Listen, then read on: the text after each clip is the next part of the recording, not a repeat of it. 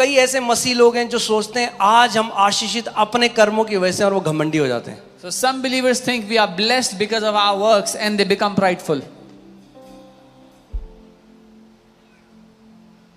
ये एक दान है, कर्मों की तरफ से नहीं है. ऐसा ना हो कि कोई घमंड करे. This is a gift, not of works, lest anyone should boast. Good works don't produce salvation. अच्छे कर्मों से उद्धार उत्पन्न नहीं होता. मेरे पीछे बोलो, अच्छे कर्मों से उद्धार उत्पन्न नहीं होता. अब कई लोग बोले अच्छा तो मतलब हम कुछ भी करें. Some people say, so should we do anything? अब हम अच्छे कर्म ना करें. Should we not do good works? अरे फरीसियों रुक जाओ थोड़ा. Oh, stop Pharisees, stop. दूसरा आयत भी पढ़ लो. Read the next अच्छे verse. कर्मों से उद्धार उत्पन्न नहीं होता, उद्धार से अच्छे कर्म उत्पन्न होते हैं. Good works don't give birth to salvation, but from salvation come out good works. For we are his workmanship, created in Christ Jesus for good works.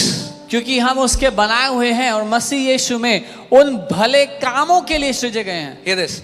English Bible says salvation is not of good works, salvation is for good works.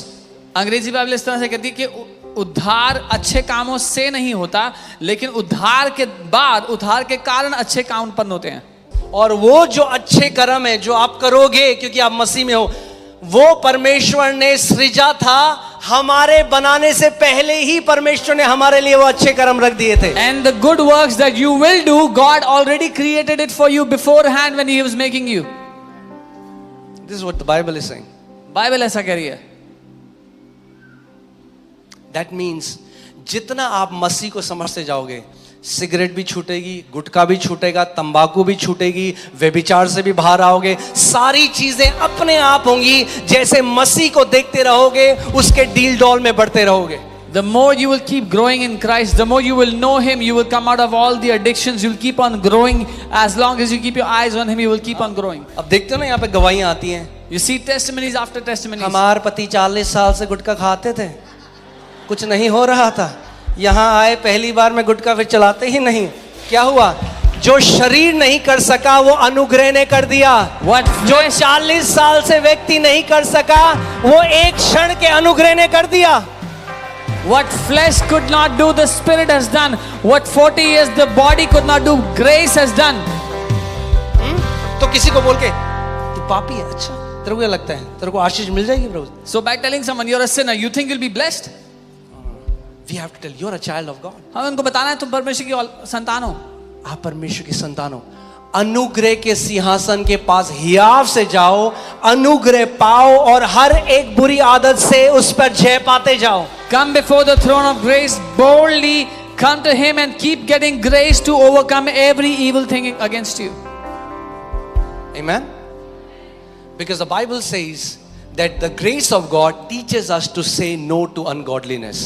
Bible बताती है परमेश्वर का अनुग्रह हमें सिखाता है कि हर एक बुरी चीज को ना कैसे यानी बोलना. कोई आदत है जिससे आप बाहर नहीं आ पा रहे हो, आप जाओ, पिता आप मुझसे प्यार कर, मैं आपका प्रिय बेटा हूं, मैं आपका प्रिय बेटी हूं, पिता मुझे अनुग्रह दे इस आदत से बाहर आने के लिए. There's any bad habit in your life, you go before the Father and say, Father, I am your son, you love me, give me grace to come out of this bad habit. पर अगर सुसमाचार नहीं जानते तो ऐसा लगेगा कि फिर पुराने याजक की तरह जा रहे हो. But if you don't know the gospel, you'll feel like the Old Testament high priest that you're going before God trembling with fear.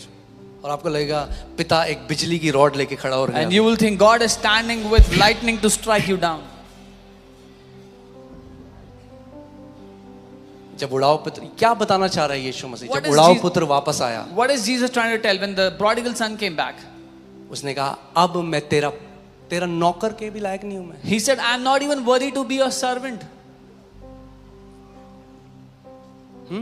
शैतान क्या बोलता है कई मसीहों को आज? What does the devil tell many तुझे क्या believers? लगता है परमेश्वर तुझे फिर माफ कर देगा? What do you think? God will forgive you again?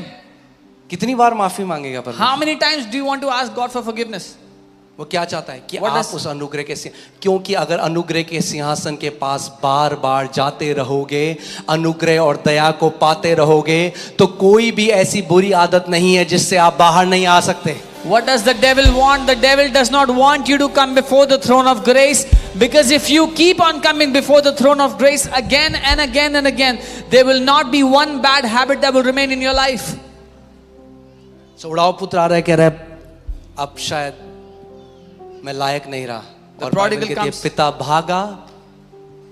वो उड़ाव पुत्र जो पिता से दूर चला गया, मगर जब पिता गया तो पिता ने क्या किया? उसको चूमा, उसको चूमता रहा, उसको गले लगा लिया। The prodigal who was coming back saying, I'm not worthy, when the father saw him, the father ran to him, hugged him and began to kiss him. The son who had gone away, the father ran towards and started to kiss him.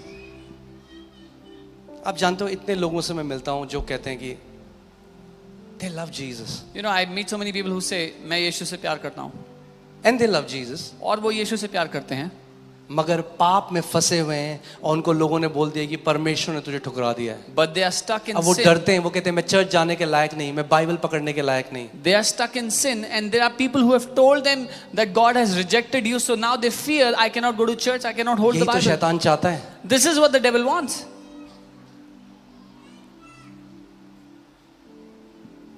अपने में हम में से कोई भी लायक नहीं, Of our own, no one is worthy.